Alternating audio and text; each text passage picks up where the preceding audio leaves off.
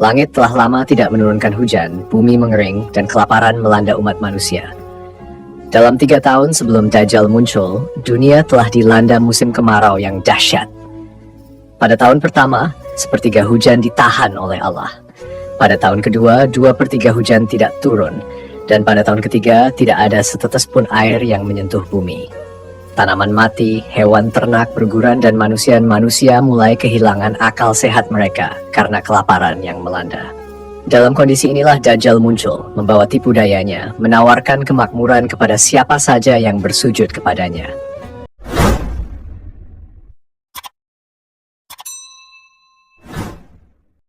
Di penghujung waktu, ketika fitnah terbesar menyelimuti dunia, Dajjal akhirnya muncul. Rantainya terlepas, dan ia melangkah keluar dari tempatnya yang tersembunyi selama ribuan tahun. Ia pertama kali muncul di daerah Isfahan, Iran, disertai ribuan pengikutnya. Dari sana, ia mulai menjelajahi dunia, menyebarkan tipu dayanya, mengaku sebagai nabi, lalu sebagai Tuhan.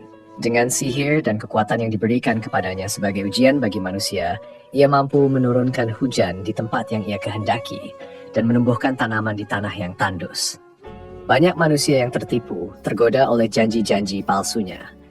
Langit telah lama tidak menurunkan hujan, bumi mengering, dan kelaparan melanda umat manusia. Dalam 3 tahun sebelum Dajjal muncul, dunia telah dilanda musim kemarau yang dahsyat. Pada tahun pertama, sepertiga hujan ditahan oleh Allah. Pada tahun kedua, 2/3 hujan tidak turun. Dan pada tahun ketiga, tidak ada setetes pun air yang menyentuh bumi. Tanaman mati, hewan ternak berguguran, dan manusia mulai kehilangan akal sehat mereka karena kelaparan yang melanda. Dalam kondisi inilah Dajjal muncul, membawa tipu dayanya, menawarkan kemakmuran kepada siapa saja yang bersujud kepadanya. Ia memasuki kota demi kota, menawarkan kesuburan bagi tanah yang gersang, membangkitkan orang mati yang sebenarnya adalah jin yang menyerupai mereka, dan membawa kekayaan yang membuat manusia silau. Para pengikutnya semakin bertambah, terdiri dari orang-orang yang imannya lemah, kaum wanita yang mudah terpengaruh, dan para pendosa yang telah lama meninggalkan ajaran Allah. Namun tidak semua manusia tergoda. Ada hamba-hamba Allah yang tetap teguh dalam keimanan mereka, dan salah satu di antara mereka adalah Nabi Khidir. Di suatu tempat yang tidak diketahui, ketika Dajjal dan pasukannya melintas, Nabi Khidir muncul dan menantangnya. Dajjal yang selama ini mengaku sebagai Tuhan, kini berhadapan dengan seorang hamba Allah yang telah hidup sejak ribuan tahun dan menyaksikan berbagai peristiwa besar dunia. Nabi Khidir menatap Dajjal dengan penuh keyakinan dan berkata, "Engkau bukanlah Tuhan. Engkau hanyalah makhluk lemah yang penuh kebohongan." Dajjal tertawa, menatap Nabi Khidir dengan mata butanya yang mengerikan. Ia mengangkat tangannya dan berkata, "Jika aku bukan Tuhan, maka lihatlah apa yang bisa aku lakukan." Di depan semua orang, Dajjal menebaskan pedangnya dan kepala Nabi Khidir terpenggal. Tubuhnya terjatuh ke tanah, sementara darah mengalir membasahi bumi yang kering. Para pengikut Dajjal bersorak meyakini bahwa Dajjal telah membunuh orang yang menentangnya. Namun keajaiban terjadi. Dalam sekejap, kepala Nabi Khidir kembali bersatu dengan tubuhnya, dan ia berdiri seolah-olah tidak terjadi apa. Ia menatap Dajjal dengan penuh keyakinan dan berkata, "Kau bisa membunuhku berkali-kali, tetapi aku akan tetap hidup dengan izin Allah. Engkau tidak lebih dari seorang pembohong." Muka Dajjal berubah marah, tetapi ia tidak bisa melakukan apa-apa. Nabi Khidir telah menjadi ujian bagi manusia, menunjukkan bahwa Dajjal hanyalah seorang pendusta, bukan Tuhan seperti yang ia klaim. Di tengah fitnah yang semakin besar, para pengikut Dajjal mulai meragukan kehebatannya. Mereka melihat dengan mata kepala sendiri bahwa Dajjal tidak mampu mengalahkan Nabi Khidir. Namun sebagian tetap tersesat, memilih percaya pada ilusi daripada kebenaran. Fitnah terus berlanjut. Dunia semakin kacau hingga akhirnya di saat yang telah ditentukan, Isa alaihissalam turun dari langit. Dengan tombaknya, ia menghabisi Dajjal di gerbang kota Lut, Palestina, mengakhiri fitnah terbesar dalam sejarah umat manusia. Tinggallah mereka yang beriman, yang selamat dari ujian besar ini. Sementara itu, Nabi Khidir tetap berada di dunia, melanjutkan perjalanan panjangnya, menunggu takdir Allah yang akan menentukan akhir dari kehidupannya. Di saat dunia menghadapi masa-masa paling kelam, ketika fitnah Dajjal menyelimuti umat manusia, Ada satu hal yang menjadi pegangan utama bagi orang-orang beriman, zikir dan keyakinan kepada Allah. Dalam riwayat disebutkan bahwa di antara amalan yang dapat melindungi seorang mukmin dari tipu daya Dajjal adalah memperbanyak bacaan tahlil, takbir, serta berpegang teguh pada ajaran Islam yang lurus. Bacaan ini bukan sekadar rangkaian kata, melainkan ibarat makanan yang memberi gizi kepada hati, menguatkan jiwa mereka yang tetap berpegang teguh pada kebenaran di tengah badai fitnah. Di tengah ujian berat ini, umat Islam diajarkan untuk tidak hanya bertahan secara fisik, tetapi juga secara spiritual. Kekuatan imanlah yang akan menjadi benteng utama dalam menghadapi cobaan yang datang bertubi-tubi.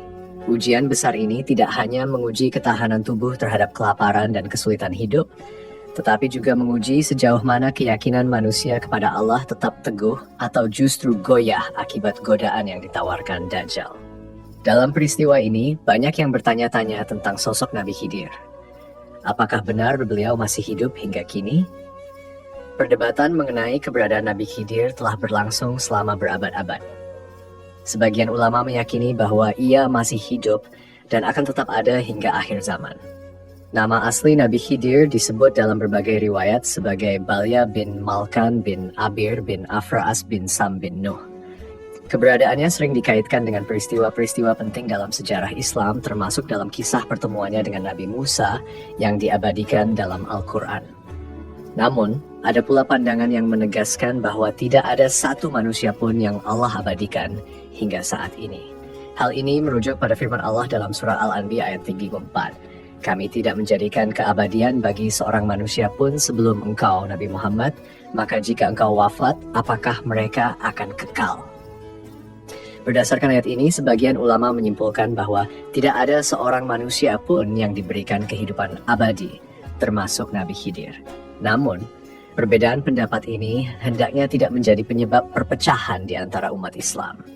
Yang lebih penting adalah memahami pesan utama dari kisah Nabi Khidir, yaitu hikmah dan kebijaksanaan yang tersirat dalam perjalanan hidupnya, serta keteguhannya dalam menjalankan perintah Allah. Sementara itu, di antara spekulasi yang berkembang tentang Dajjal, banyak yang meyakini bahwa tempat persembunyiannya berada di suatu pulau terpencil. Salah satu yang sering disebut adalah Pulau Socotra, sebuah pulau yang terletak di dekat Yaman. Pulau ini dikenal dengan keunikan alamnya, seperti pohon darah naga yang mengeluarkan getah merah menyerupai darah, serta hutan kemenyan yang telah dikenal sejak ribuan tahun lalu. Namun, di balik keindahannya, pulau ini juga menyimpan banyak misteri. Sejumlah catatan sejarah menunjukkan bahwa Socotra pernah menjadi tempat berbagai peristiwa besar, termasuk peperangan yang dibuktikan dengan ditemukannya benteng kuno Jebel Hawari. Benteng ini diyakini menyimpan banyak kisah yang masih belum terungkap sepenuhnya, termasuk kemungkinan keterkaitannya dengan peristiwa-peristiwa akhir zaman. Apakah benar Dajjal bersembunyi di tempat ini? Tidak ada yang tahu pasti kecuali Allah. Namun, yang lebih penting dari mencari tahu di mana Dajjal berada adalah bagaimana seorang mukmin harus mempersiapkan diri menghadapi fitnahnya. Rasulullah SAW telah memberikan berbagai petunjuk, di antaranya berlindung di Mekah atau Madinah, dua kota suci yang dijaga oleh malaikat, sehingga Dajjal tidak akan bisa memasukinya.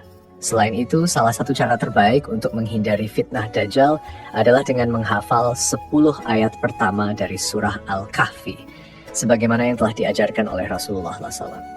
Di akhir zaman, yang membedakan antara orang-orang yang selamat dan mereka yang tersesat bukanlah kekuatan fisik atau kecerdasan duniawi, melainkan keteguhan iman. Dunia akan menyaksikan berbagai peristiwa luar biasa, termasuk turunnya Nabi Isa yang akan membunuh Dajjal di gerbang kota Lut, Palestina. Saat itu, semua tipu daya Dajjal akan sirna, dan kemenangan akan berpihak pada mereka yang tetap berpegang teguh pada kebenaran. Kini, pertanyaannya bukanlah di mana Dajjal berada, atau apakah Nabi Khidir masih hidup, tetapi bagaimana kita mempersiapkan diri menghadapi zaman penuh fitnah ini. Apakah kita telah cukup memperkuat iman kita? Apakah kita telah menyiapkan diri untuk tetap teguh ketika ujian besar datang? Karena pada akhirnya, hanya keimanan yang akan menjadi cahaya di tengah kegelapan akhir zaman. Pulau Socotra yang terletak di Laut Arab dan merupakan bagian dari negara Yaman, telah lama menjadi pusat perhatian para peneliti, arkeolog, dan pecinta misteri. Pulau ini dikenal karena keanekaragaman hayatinya yang unik dengan lebih dari 700 spesies flora dan fauna endemik, termasuk pohon darah naga yang mengeluarkan getah merah menyerupai darah, serta pohon botol dengan bentuknya yang aneh. Keindahan dan keunikan alamnya membuat Socotra diakui sebagai situs warisan dunia oleh UNESCO pada tahun 2008. Namun, di balik keindahannya, pulau ini juga menyimpan sejarah panjang serta mitos yang mengaitkannya dengan sosok Dajjal dalam eskatologi Islam. Sejarah mencatat bahwa Socotra telah menjadi pusat peradaban dan jalur perdagangan sejak ribuan tahun lalu. Bangsa Romawi, Yunani, dan Mesir kuno pernah memanfaatkan hasil alam pulau ini, terutama kemenyan dan resin merah yang digunakan sebagai pewarna, serta obat-obatan eksklusif. Salah satu peninggalan sejarah yang masih dapat ditemukan adalah Benteng Jebel Hawari, yang konon telah berdiri sejak abad ke-8 Masehi. Penelitian yang dilakukan oleh arkeolog Julian Jensen van Rensburg mengungkap bahwa benteng ini merupakan salah satu yang tersisa dari era Islam terakhir di kawasan tersebut. Pada tahun 1507, Socotra menjadi saksi pertempuran sengit antara penjajah Portugis dan penduduk setempat yang setia kepada Semari dan Quezon. Portugis berupaya menguasai pulau ini demi mengendalikan perdagangan di Laut Merah. Namun perlawanan sengit membuat upaya tersebut sulit terwujud. Meski kaya akan sejarah dan keanekaragaman hayati, Socotra juga kerap dikaitkan dengan kisah-kisah mistis. Salah satunya adalah dugaan bahwa pulau ini merupakan tempat persembunyian Dajjal. Mitos ini berakar dari hadits yang menceritakan pengalaman sahabat Nabi, Tamim Ad-Dari, yang bertemu dengan makhluk misterius bernama Al-Jassasah di sebuah pulau terpencil. Al-Jassasah kemudian memberitahu mereka tentang keberadaan seorang pria yang terikat dan mengaku sebagai Dajjal. Beberapa pihak berspekulasi bahwa pulau yang dimaksud dalam hadits tersebut adalah Socotra, mengingat lanskapnya yang aneh dan keberadaannya yang terpencil. Namun, tidak ada bukti ilmiah maupun dalil agama yang secara eksplisit mendukung klaim ini. Para ulama umumnya menegaskan bahwa cerita ini lebih bersifat legenda daripada fakta yang dapat dipertanggungjawabkan. Selain mitos tentang Dajjal, Socotra juga menyimpan berbagai kisah misterius lainnya. Mulai dari laporan mengenai cahaya aneh yang terlihat di malam hari, hingga kepercayaan lokal tentang makhluk-makhluk gaib yang menghuni gua-gua tersembunyi. Beberapa wisatawan dan peneliti yang pernah mengunjungi pulau ini juga melaporkan adanya suasana mistis yang sulit dijelaskan. Meskipun begitu, daya tarik utama Socotra tetaplah pada keajaiban alamnya yang luar biasa, menjadikannya salah satu destinasi paling unik di dunia. Dengan segala keunikan dan sejarahnya, Socotra tetap menjadi subjek penelitian yang menarik, baik dalam aspek ilmiah maupun dalam ranah legenda dan kepercayaan mistis.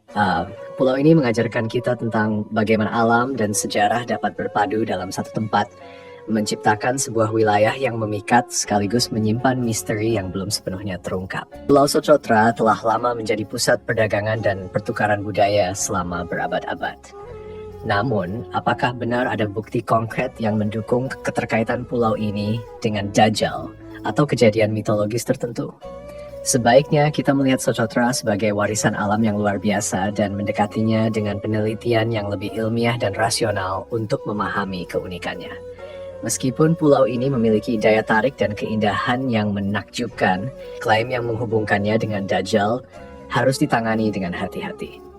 Kita dapat menghargai warisan alam dan budaya Socotra tanpa perlu mempercayai mitos atau legenda yang mungkin berkembang dari waktu ke waktu. Lantas, mengapa Pulau Socotra mendapat julukan sebagai Pulau Dajjal? Sebenarnya, tidak ada alasan pasti yang dapat dijadikan dasar. Dalam Al-Quran dan hadis, tidak disebutkan secara spesifik di bagian bumi mana Dajjal akan muncul. Riwayat dari Tamim Ad-Dari menyebutkan bahwa Dajjal dikurung di sebuah pulau di suatu tempat di dunia. Karena kemisteriusan dan keunikan Socotra, beberapa pihak mulai berspekulasi bahwa pulau ini adalah tempat yang dimaksud dalam hadis tersebut. Menurut catatan sejarah, nama Socotra diyakini berasal dari bahasa Sanskerta kuno Devipa Sukadara, yang pada masa lalu dipercaya sebagai tempat bagi para penyihir, jin, dan makhluk mitologis. Berbagai mitos dan legenda berkembang di sekitar pulau ini, termasuk kisah tentang ular terbang, sarang burung phoenix, dan burung raksasa rock. Secara geografis, Kepulauan Socotra terletak di Samudra Hindia di antara Semenanjung Arab dan Tanduk Afrika. Pulau ini berjarak sekitar 240 km di sebelah timur Tanjung Guardafui, Somalia, dan 380 km di selatan Ras Fartak, Yaman. Dengan luas wilayah sekitar 3.796 km persegi, Socotra terbagi menjadi 3 zona utama: dataran pantai, dataran tinggi kapur, dan pegunungan Hagir. Selain keindahan alamnya yang luar biasa, Socotra juga memiliki keanekaragaman hayati yang tinggi, menjadikannya sebagai salah satu lokasi konservasi global. Karena itulah di pulau ini tidak ditemukan hotel atau resort modern, menjaga keasrian dan kealamian lingkungannya. Sejak zaman dahulu, Socotra telah dikenal dunia sebagai pemasok utama kemenyan, mur, lidah buaya, dan damar darah naga. Getah pohon yang dipercaya memiliki khasiat untuk menyembuhkan luka dengan cepat. Dalam pandangan Islam, Dajjal disebut sebagai sosok yang akan muncul menjelang akhir zaman sebagai fitnah terbesar bagi manusia. Beberapa spekulasi menghubungkan pulau ini dengan keberadaan Dajjal berdasarkan hadis-hadis yang meriwayatkan pertemuan Tamim Ad-Dari dengan makhluk bernama Al-Jassasah di sebuah pulau terpencil. Kisah ini telah banyak diinterpretasikan dan ada yang meyakini bahwa pulau yang dimaksud dalam hadis tersebut adalah Socotra. Media barat pun kerap menyebut Socotra sebagai pulau alien di bumi. Karena ekosistemnya yang unik dan keberadaan flora serta fauna yang tidak ditemukan di tempat lain. Meskipun secara geografis masih dapat dijangkau oleh pesawat dan kapal, pulau ini tetap jarang dikunjungi dan tampak seolah tidak terusik oleh peradaban modern. Hal inilah yang semakin memperkuat rumor bahwa pulau ini adalah tempat persembunyian Dajjal. Namun, penting untuk memahami bahwa klaim ini tidak memiliki dasar ilmiah yang kuat. Islam memang menyebutkan bahwa Dajjal saat ini berada di suatu tempat di bumi, namun lokasi pastinya tetap menjadi rahasia Allah. Sebagai umat yang beriman, sebaiknya kita lebih fokus pada hikmah dan pelajaran dari tanda-tanda akhir zaman daripada terjebak dalam spekulasi yang tidak berdasar. Sementara itu, Socotra tetaplah sebuah keajaiban alam yang patut dijaga dan dipelajari, baik dari segi sejarah, budaya, maupun ekosistemnya. Setelah berlayar di lautan luas, sekelompok pelaut mengalami musibah. Angin kencang bertiup tiba-tiba, diikuti oleh ombak besar yang menghantam kapal mereka. Mereka kehilangan kendali atas kapal dan terbawa arus ke tengah samudra yang tak bertepi. Selama 1 bulan penuh, mereka terombang-ambing tanpa dapat mendekati pantai, hingga akhirnya, menjelang matahari terbenam, kapal mereka terdampar di sebuah pulau yang sunyi dan tak berpenghuni. Ketika mereka menjelajahi pulau itu, tiba-tiba mereka dikejutkan oleh kemunculan seekor makhluk aneh.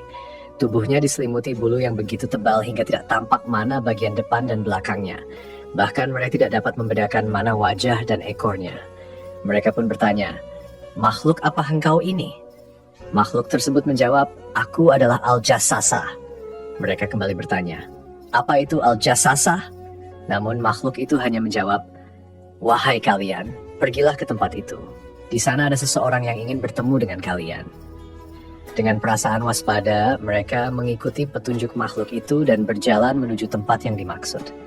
Di sana, mereka mendapati seorang pria dengan postur tubuh yang luar biasa besar dan tegap. Mereka belum pernah melihat manusia sebesar itu sebelumnya.